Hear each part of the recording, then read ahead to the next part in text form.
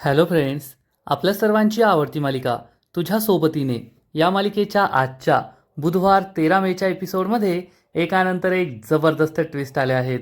Friends, आजचा episode खरंच खूप भारी होता. एकीकडे मल्हार हा नुपूरला समजवण्याचा प्रयत्न करतोय. नुपूरला समजवण्यासाठी तो हॉस्पिटलमध्ये पोहोचलाय, पण नुपूर त्याचं काहीच ऐकून घ्यायला तयार नाहीये.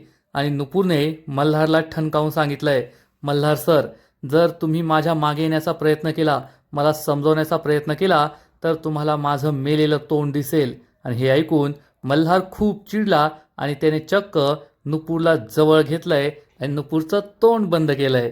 त्यामुळे नुपूर चांगलीच घाबरली. मग मल्हार हा आता नुपूरवर बायको म्हणून हक्क दाखवणार का?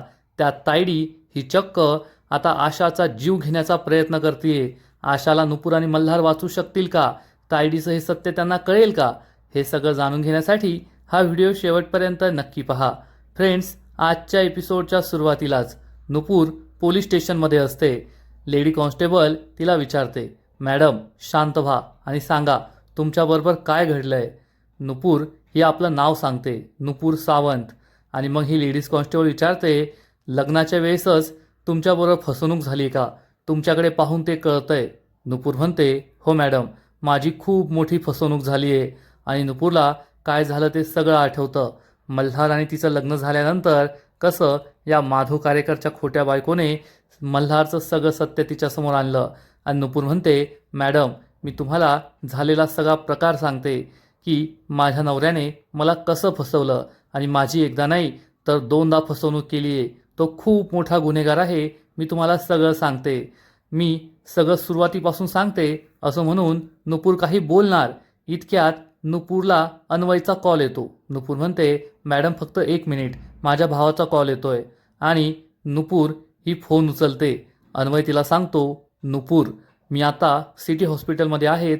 आईंना ICUमध्ये ॲडमिट केलं आहे. हे ऐकून नुपूरला जबर धक्काच बसतो. नुपूर चक्कर येऊन खाली कोसळणार इतक्यात ही लेडी कॉन्स्टेबल पुढे येते. नुपूरला सावरते. नुपूर कशी बशी शुद्धीत येते आणि म्हणते, ठीक आहे मॅडम मी. आणि इकडे मल्हार हा तायडीला सगळं सत्य सांगतो. तायडी, मला जेव्हा कळलं की वेदांचा अपघात माझ्या हातून घडला होता आणि तो नुपूरचा होणारा नवरा होता, तेव्हा मला खूप गिल्टी वाटलं आणि मी ठरवलं की नुपूरला सगळं सत्य सांगायचं. म्हणून होळीच्या दिवशी मी नुपूरच्या चाळीत गेलो. तेथे मी नुपूरला सगळं सांगितलं. पण हे सगळं सत्य नुपूरने नाही तर आशा आईने ऐकलं होतं. हे ऐकून तायडीला जबर धक्काच बसतो. तायडी विचार करते, म्हणजे त्या म्हातारीला हे सगळं माहीत होतं तरीसुद्धा तिने नुपूर आणि मल्हारचं लग्न लावून दिलं. याचा अर्थ गरीब गाय आणि पोटात पाय हा सगळा प्लॅन तिनेच बनवला होता हे तायडीला समजतं. मल्हार तायडीला म्हणतो, तायडी, आणि पण तेवढ्यात मल्हारला काहीतरी सुचतं आणि मल्हार म्हणतो, तायडे, याचा अर्थ आईंना सगळं माहिती आहे आणि आई याच आहेत ज्या नुपूरला कन्व्हिन्स करू शकतात. त्या नुपूरला समजावून सांगू शकतात की मी हे सगळं नुपूरला फसवण्यासाठी नाही केलं तर नुपूरला वेदांच्या दुःखातून बाहेर काढण्यासाठी केलं होतं. आणि आईंचं नुपूर नक्की ऐकेल. नुपूरच्या मनात माझ्याबद्दल जे गैरसमज झाले आहेत ते नक्की दूर होतील. नुपूर मला माफ करेल. हे ऐकून तायडीला जबर धक्काच बसतो. तायडी विचार करते, हा मल्हार खरं बोलतोय. ती नुपूर त्या थेरडीचं खूप ऐकते आणि जर त्या आशाने नुपूरला कन्व्हिन्स केलं आणि तिने मल्हारला माफ केलं तर माझी सगळी मेहनत वाया जाईल आणि नुपूर या घरात संसार करायला परत येईल. ती मल्हारला माफ करेल. नाही नाही नाही, मी हे नाही होऊ देऊ शकत.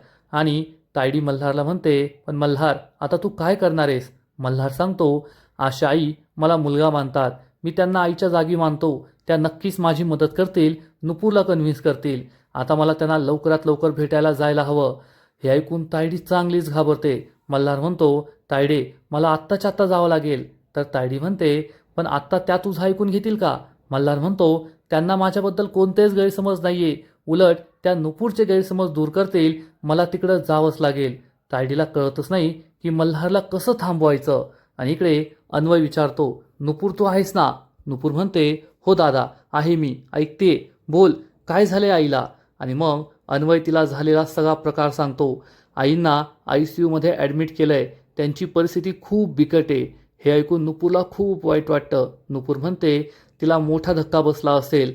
मल्हार सरांना ती आपल्या मुलाच्या जागी मानते आणि त्यांनीच इतकं मोठं कांड केलंय हे समजल्यावर तिलाही मोठा धक्का बसला असेल.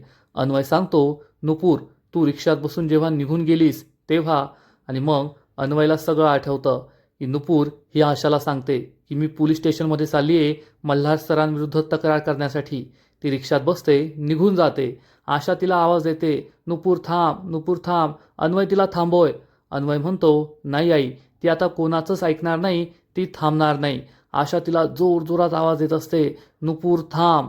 पण तेवढ्यात आशाला जबर धक्का बसतो आणि आशा ही बेशुद्ध होऊन खाली कोसळते. अन्वय तिला कसाबसा सावरतो. अन्वय नुपूरला सांगतो, त्याच वेळेस आईंना चक्कर आली.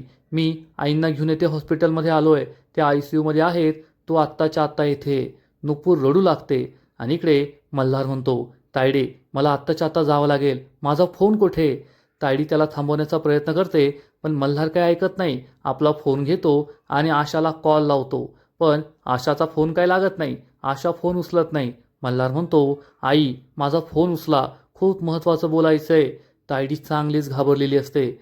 मल्हार म्हणतो, त्या फोन उचलत नाहीये, मी अन्वयला कॉल करून पाहतो. आणि मल्हार अन्वयला कॉल लावतो.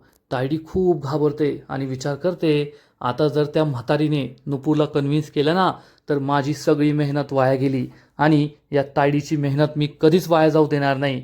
मला काहीतरी करावं लागेल. इकडे नुपूर ही अन्वयला विचारते, आता आई कशी आहे? अन्वय सांगतो, आता त्या आउट ऑफ डेंजर आहेत, पण तू लवकरात लवकर येथे ये. नुपूर म्हणते, हो मी आत्ता येते. नुपूर फोन कट करते. या लेडीज कॉन्स्टेबलला सांगते, मॅम मी नंतर येते. आणि नुपूर तेथून निघून जाते. ती काही मल्हारविरुद्ध तक्रार करत नाही. आणि इकडे अन्वयला मल्हारचा कॉल येतो. अन्वय त्याचा फोन उचलतो आणि त्याला जाब विचारतो, आता कशाला फोन केलाय? अजून काही फसवायचं, खोटं बोलायचं बाकी आहे का? तर मल्हार म्हणतो, अन्वय दादा माझं एकदा ऐकून घे, तुझे सगळे गैरसमज दूर होतील, फक्त आई कोठे ते मला सांग. अन्वय चिडून म्हणतो, का त्यांना आणखीन त्रास द्यायचा आहे का? तुम्ही त्यांना जो त्रास दिलाय ना त्यामुळे त्या आता ICUमध्ये आहेत सिटी हॉस्पिटलमध्ये. आता काय त्यांचा जीव घेण्याची वाट पाहता का? हे ऐकून मल्हारला जबर धक्काच बसतो. मल्हार म्हणतो, दादा मी आत्ताच्या आत्ता तेथे येतोय. अन्वय चिडून म्हणतो, नका येऊ, येथे तुम्ही आलात ना तर त्यांना आणखीन त्रास होईल. कसाबसा त्यांचा जीव वाचलाय, त्यांना आता थोडं बरं वाटतंय. तुमचा चेहरा पाहून त्यांना परत सगळं आठवेल, नुपूरलाही त्रास होईल, त्यामुळे तुम्ही येथे येऊ नका. मल्हार म्हणतो, दादा माझं ऐकून तरी घे. पण अन्वय त्याचं काहीच ऐकून घेत नाही आणि म्हणतो, मी तुम्हाला विनंती करतो, प्लीज येथे येऊ नका, कारण तुम्ही येथे आल्याने सगळ्यांचाच त्रास वाढणार आहे, कोणाचाच त्रास कमी होणार नाहीये. अन्वय असं बोलतोय त्यामुळे मल्हारला वाईट वाटतं आणि अन्वय मल्हारला म्हणतो, तुम्ही जे खोटं वागला आहात ना त्यामुळे माझी बहीण पोलीस स्टेशनमध्ये तुमच्या विरुद्ध तक्रार करण्यासाठी गेली आहे आणि त्याच वेळेस आईंना त्रास झाला. मी त्यांना वेळेत हॉस्पिटलमध्ये घेऊन आलो म्हणून त्या वाचल्या आहेत. नाहीतर आज तुमच्या माथी फक्त वेदांच्याच मृत्यूचा नाही तर आईंच्या मृत्यूचा सुद्धा कलंक लागला असता. दोघा मायलेकांना तुम्हीच मारलं असतं असं जग म्हटलं असतं. हे ऐकून मल्हारला जबर धक्काच बसतो. अन्वय रागारागाने फोन कट करतो. मल्हार म्हणतो, तायडे आई सिटी हॉस्पिटलच्या ICUमध्ये आहेत, मला आत्ताच्या आत्ता जावं लागेल, त्यांची तब्येत बिघडली आहे. तायडीला मोठा धक्काच बसतो. तायडी मल्हारला थांबवते आणि म्हणते, मल्हार आता तेथे जाऊन काय फायदा आहे? तूच म्हणालात ना की ते ICUमध्ये आहेत, मग त्या काय तुझी बाजू घेणार आहे? मल्हार चिडून म्हणतो, तायडे हे काय बोलतेस तू? त्यांनी माझी बाजू घ्यावी म्हणून मी नाही जाते, तर मी त्यांना आई मानतो, त्या मला मुलगा मानतात. एक मुलाला आईची जशी काळजी वाटते ना तशी काळजी मला वाटतेय, म्हणून मी जातोय तेथे त्यांना भेटण्यासाठी. त्यांनी माझी बाजू घ्यावी, नुपूरला समजावून सांगावं यासाठी नाही जाते, असं म्हणून मल्हार तेथून निघून जातो. तायडी मात्र खुश होते आणि विचार करते, याला म्हणतात संकटात संधी शोधणं. आता ती म्हातारी ICUमध्ये आहे आणि आता मी तेथे पोहोचणार आणि तिने नुपूर किंवा मल्हारला काही सांगण्याआधी मी तिला वरचं तिकीट काढून देणार, असा विचार तायडी करते आणि लगेच मल्हारच्या ड्रायव्हरला कॉल लावते आणि सांगते, मल्हार आता घराबाहेर येतोय, तो तुला सिटी हॉस्पिटलला जायला सांगेल, पण मी जसं सांगते ना तसंच करायचं, त्याला लवकर सिटी हॉस्पिटलमध्ये पोहोचू द्यायचं नाही. असा विचार करून तायडी फोन कट करते आणि भलतीच खुश होते की मल्हार आता मी तुझी, नुपूरची आणि ती आशाची काही भेट होऊ देणार नाही. म्हणजे तायडी करेल ते थोडं आहे, ही बाई काय करेल ना हे बिलकुल सांगता येत नाही. ही बाई खूप डेंजरस आहे आणि जोपर्यंत ती आहे तोपर्यंत मल्हार आणि नुपूर काही सुखाचा संसार करू शकणार नाही एवढं मात्र खरं. इकडे सिटी हॉस्पिटलमध्ये आशा ही ICU वॉर्डमध्ये असते. नर्स तिच्या जवळ असते आणि त्याच वेळेस नुपूर तिला दरवाजातून पाहते आणि आईला या अवस्थेत पाहून नुपूर ढसाढसा रडू लागते. आई आई अशी आर्त हाक मारते.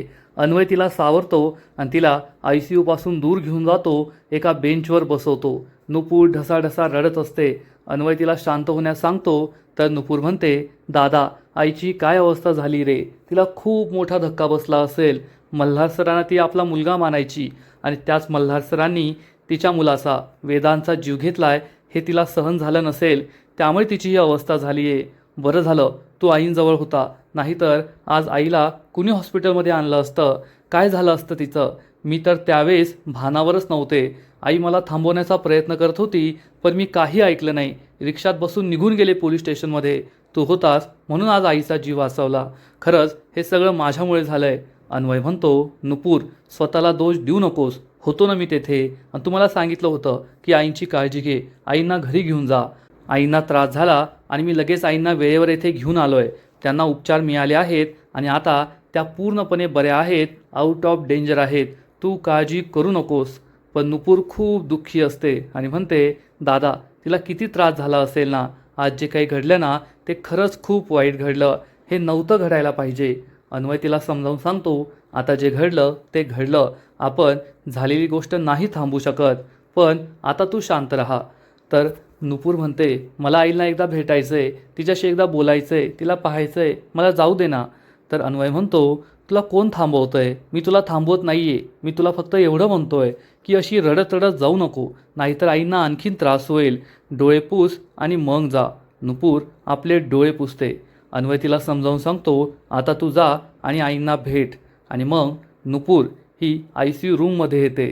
नुपूर ही ICU रूममध्ये आल्यावर खूप इमोशनल होते. आशा तेथे निश्चित पडलेली असते, अजूनही बेशुद्ध अवस्थेत असते. नुपूर कसे बसे तिचे अश्रू थांबवते. आशाजवळ येऊन बसते आणि आशाशी बोलू लागते. आशाला काही ऐकू येत नाही. आशा ही बेशुद्ध असते. नुपूर म्हणते, आई तुला खूप त्रास झाला असेल ना, खरंच तुला मोठा धक्का बसला असेल. मल्हार सर असं करतील असा आपण कधी स्वप्नातही विचार केला नव्हता. पण त्यांनी आपली खूप मोठी फसवणूक केली आहे. आपल्या वेदांचा जीव त्यांनीच घेतला होता आणि आता तुझ्या अवस्थेला सुद्धा तेच जबाबदार आहेत. ते आपली एवढी मोठी फसवणूक करतील असं कधी आपल्या स्वप्नातही वाटलं नव्हतं. पण आता आपण त्यांना सोडायचं नाही आहे. त्यांनी केलेल्या गुन्ह्याची शिक्षा त्यांना द्यायची आहे. त्यांच्या पापांची शिक्षा त्यांना मिळालीच पाहिजे. ते वेदांचे गुन्हेगार आहेत, तुझे गुन्हेगार आहेत, माझे गुन्हेगार आहेत. आणि मला या गोष्टीचं सगळ्यात जास्त वाईट वाटतंय की नशीब माझं वाईट आहे, पण माझ्या वाईट नशिबामुळे माझ्या आजूबाजूच्या माणसांना किती त्रास होतो. आज तुला एवढा त्रास झाला, अन्वय दादाला खूप त्रास झाला, हे सगळं माझ्यामुळे. असं म्हणून नुपूर आशाचा हात हातात घेते आणि हात जवळ घेऊन ढसाढसा रडू लागते. आशाची ही अवस्था पाहून तिला खूप वाईट वाटलेलं असतं. आई कधी बरी होईल हाच प्रश्न नुपूरला पडतो. आणि इकडे मल्हार हा आपल्या गाडीमध्ये सिटी हॉस्पिटलकडे यायला निघालेला असतो. तो ड्रायव्हरला म्हणतो, चल लवकर, जोरात गाडी चालव. तेवढ्यात मल्हारच्या लक्षात येतं की या ड्रायव्हरने चुकीच्या रस्त्याने गाडी घेतली आहे. आणि तो ड्रायव्हरला जाब विचारतो, तू या रस्त्याने का गाडी घेतली आहे, हा तर लॉंग रूट आहे. ड्रायव्हर सांगतो, साहेब त्या नेहमीच्या रस्त्याने आता खूप ट्रॅफिक असेल, या रस्त्याने आपण लवकर पोहोचू. मल्हार म्हणतो, ठीक आहे, पण गाडी जोरात चालव, मला लवकर पोहोचायचं आहे. ड्रायव्हर म्हणतो, हो साहेब. आणि या ड्रायव्हरला तायडीने सांगून ठेवलेलं असतं की मल्हारला लवकर सिटी हॉस्पिटलमध्ये पोहोचू द्यायचं नाही. आणि हा ड्रायव्हर जाणून बुजून रस्त्याच्या एका कडेला गाडी खराब झाली असं नाटक करतो, गाडी थांबवतो. मल्हार विचारतो, काय झालं. ड्रायव्हर सांगतो, सर गाडी अचानक बंद पडली, 2 मिनटं मी चेक करतो. मल्हार त्याला लवकर चेक करायला सांगतो. ड्रायव्हर गाडीच्या खाली उतरतो, गाडीचं बोनेट उघडतो आणि लगेचच तायडीला कॉल लावतो. मॅडम तुम्ही सांगितल्याप्रमाणे मी लॉंग रूटने गाडी आणली आहे आणि गाडी खराब झाली आहे असं नाटक करतोय. मी मल्हार सरांना वेळेत हॉस्पिटलमध्ये पोहोचू देणार नाही. हे ऐकून तायडी खूप खुश होते. आणि जेव्हा आपल्यासमोर तायडी येते ना, तेव्हा ती चक्क हॉस्पिटलमधील नर्सच्या वेशात असते. म्हणजे फक्त मल्हारला इथे उशिरा येऊ द्यायचं नाही, तर त्या म्हातारीला म्हणजे आशाला विदाऊट तिकट लवकर वरती पाठवायचं असं सुद्धा तायडीने ठरवलेलं असतं. आणि तायडी म्हणते, देवा मला माहिती आहे मी पाप करते, पण आता पाप तर करायलाच हवं ना स्वतःचा फायदा होण्यासाठी, असा विचार करून तायडी ही चेहऱ्याला मास्क लावते. त्यानंतर एक भला मोठा चष्मा घालते, म्हणजे तिला हे पाप करताना कुणी पाहणार नाही. आणि तायडी ही लगेचच ICU रूमच्या दिशेने जाते आणि आशा ज्या रूममध्ये आहे त्या रूमचा दरवाजा उघडते तर तिच्यासमोर चक्क नुपूर उभी असते. नुपूरला पाहून तायडीच्या पायाखालची जमीनच सरकते. ती खूप घाबरते. नुपूर विचारते, तुम्ही येथे? हे ऐकून तायडीला आता काय करावं, कोठे पळून जावं तेच कळत नाही. तेवढ्यात नुपूर विचारते, तुम्ही येथे आहात का? माझ्या आईच्या रूममध्ये ड्युटीला. तायडी मान हलून हो म्हणते. नुपूर तिला समजावून सांगते, माझ्या आईची काळजी घ्या बरं का, तिच्यावर नीट लक्ष ठेवा. तायडी हो म्हणते आणि नुपूर ही तेथून निघून जाते. तायडीला असं वाटतं की सगळं रान मोकळं आहे, आता या म्हातारीला मी संपवायला मोकळे. परंतु त्याच वेळेस एक डॉक्टर तेथे व्हीलचेअरवर पेशंटला घेऊन येतो आणि म्हणतो, नर्स इकडे या, आधी या पेशंटला वॉर्डमध्ये सोडा. तायडीला जबर धक्काच बसतो, पण ती आता नर्स आहे आणि डॉक्टरला तिला काही नाही म्हणता येत नाही. ती एक वेळेस डॉक्टरकडे पाहते, एक वेळेस आशाकडे पाहते आणि डॉक्टरला नाही म्हटले तर आपल्यावर संशय येईल असा विचार करून ती आशाकडे न जाता या डॉक्टरकडे जाते. आशा बिचारी वाचते आणि इकडे मल्हार गाडीतच बसलेला असतो. याला एवढा वेळ का लागतोय असा विचार करून मल्हार बाहेर येतो आणि या ड्रायव्हरला विचारतो, काय रे काय झालं? तर ड्रायव्हर सांगतो, साहेब काहीच कळत नाही आहे, असं वाटतंय उन्हामुळे गाडी बंद पडली आहे, थोडा वेळ लागेल. तर मल्हार म्हणतो, ठीक आहे मी रिक्षाने जातो. ड्रायव्हर त्याला थांबवण्याचा प्रयत्न करतो, पण मल्हार तेथून निघून जातो. रस्त्याच्या कडेला येतो आणि रिक्षा थांबवण्याचा प्रयत्न करतो, पण रिक्षावाल्यांनी ठरवलेलं असतं आज मल्हारला न्यायचं नाही, त्यामुळे कुणीच थांबत नाही आणि मल्हार मॅरेथॉन रेसप्रमाणे धावत सुटतो. आणि इकडे हॉस्पिटलमध्ये नुपूर डॉक्टरांना विचारते, डॉक्टर माझी आई लवकर तर बरी होईल ना? डॉक्टर सांगतात, हो नुपूर तू टेन्शन घेऊ नकोस, त्यांना मोठा धक्का बसलाय म्हणून त्या बेशुद्ध पडल्या आहेत, पण वेळेवर त्यांच्यावर उपचार झालेत, त्यामुळे आता त्या पूर्णपणे संकटातून बाहेर आहेत. अवघ्या तासाभरातच त्यांना बरं वाटेल आणि त्या डोळेसुद्धा उघडतील, शुद्धीत येतील, तू काळजी करू नकोस. नुपूर मनात विचार करते, मल्हार सर हे सगळं करून तुम्ही काय मिळवलं? मलाही त्रास झाला, आईलासुद्धा त्रास झाला, तुम्ही तर तिला आई मानायचा ना, मग असं का केलं? तर डॉक्टर हे नुपूरला समजावून सांगतात, नुपूर एक डॉक्टर म्हणून आम्ही जे काही करू शकत होतो आम्ही ते केलं आहे, पण आता तुझी जबाबदारी आहे की यानंतर त्यांना कोणताही त्रास व्हायला नको, कोणताही धक्का बसायला नको, तरच त्या लवकरात लवकर या धक्क्यातून सावरतील, बाहेर येतील, नाहीतर परिस्थिती आणखीन बिकट होईल. हे औषधं घे, त्यांना ही औषधं वेळेवर मिळायलाच पाहिजे, असं म्हणून डॉक्टर तेथून निघून जातात. नुपूर विचार करते, मल्हार सर या सगळ्या परिस्थितीला तुम्ही जबाबदार आहात. माझ्या आईची आज जी परिस्थिती आहे ना ती फक्त तुमच्यामुळे, हे सगळं तुमच्यामुळे झालं आहे. आणि तेवढ्यात मल्हार नुपूरला आवाज देतो, नुपूर. नुपूरला मोठा धक्काच बसतो. तेवढ्यात तायडीसुद्धा तेथे येते. तायडी पाहते, अरे देवा हा मल्हार येथे पोहोचला का? या ड्रायव्हरला एक काम नीट जमत नाही, आता मल्हार येथे पोहोचलाय तर मला जपून राहावं लागेल असा विचार तायडी करते. आणि नुपूर रागारागाने मागे वळून पाहते. मल्हारला पाहताच ती चिडते आणि मल्हारशी न बोलता तेथून निघून जाते. मल्हार नुपूरच्या मागे मागे जाणार इतक्यात अन्वय त्याला थांबवतो आणि जाब विचारतो, तुम्ही येथे कशासाठी आले आहात? मल्हार म्हणतो, मला नुपूरशी बोलायचं आहे. अन्वय चिडून म्हणतो, काय बोलायचं आहे? नुपूर आणि तुमचा काहीच संबंध नाही आहे. आज आई ICUमध्ये ॲडमिट आहेत, नुपूरची ही अवस्था आहे, यासाठी फक्त तुम्ही जबाबदार आहात, हे सगळं फक्त तुमच्यामुळे झालं आहे. मल्हारला खूप वाईट वाटतं. आता अन्वयला कसं समजावून सांगावं हेच त्याला कळत नाही. आणि आजचा एपिसोड येथेच संपतो. फ्रेंड्स, तुझ्या सोबतीने ही मालिका दिवसेंदिवस खूपच इंटरेस्टिंग होत चालली आहे. मल्हार आणि नुपूरचा रोमांस संपला आहे आणि आता भांडणं सुरू झाली आहेत, पण लवकरच या भांडणांचा सुद्धा एंड होईल असंच वाटतंय. आजचा एपिसोड तर भारी होता, पण तुझ्या सोबतीने या मालिकेचा पुढील एपिसोड आणखीन भारी असणारे, आणखीन मोठा ट्विस्ट या मालिकेत येणारे. मग नेमकं घडणार तरी काय? तर फ्रेंड्स, तुझ्या सोबतीने या मालिकेच्या पुढील एपिसोडमध्ये आपण पाहू की मल्हार आणि नुपूर हे दोघे एकमेकांशी बोलत असतील, तेव्हा मल्हारवर नुपूर खूप चिडेल आणि आपले सगळे दागिने काढून मल्हारला परत देईल आणि म्हणेल, मल्हार सर मी हे लग्न मानत नाही, हे सगळे दागिने घ्या, आता आपला कोणताही संबंध नाही आहे. मल्हार नुपूरला समजवण्याचा प्रयत्न करेल तर नुपूर चिडून म्हणेल, बस झालं मल्हार सर, आता माझ्याशी बोलायचं नाही, माझ्या मागे मागे यायचं नाही, नाहीतर तुम्ही माझं मेलेलं तोंड बघाल. हे ऐकून मल्हारला खूप राग येईल आणि मल्हार चक्क नुपूरला जवळ ओढणार, तिच्या कमरेला पकडणार, तिच्या तोंडावर हात ठेवणार आणि तिला ठणकावून सांगेल, तुझ्याशिवाय मी नाही जगू शकत, त्यामुळे असं मरणं मारण्याच्या गोष्टी बोलायच्या नाही.